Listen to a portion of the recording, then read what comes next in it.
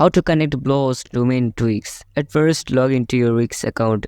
Then your Wix account dashboard, navigate to the domain section. Look for the option to connect a domain or connect a new domain. Then choose Bluehost from the list of domain providers. After that, follow the on-screen instruction provided by Wix. In your Bluehost account, locate the DNS setting for your domain. You will need to change the DNS records to point to Wix servers. Wix will provide you with a specific DNS records to add. Once you have updated the DNS setting in your Bluehost account, save the changes. Then go back to your Wix account and complete the domain connection process. Wix may need some time to verify the connection.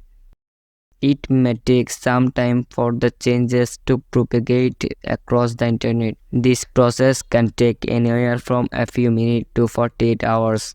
Once the propagation is complete, test your domain to ensure it is properly connected to your Wix website.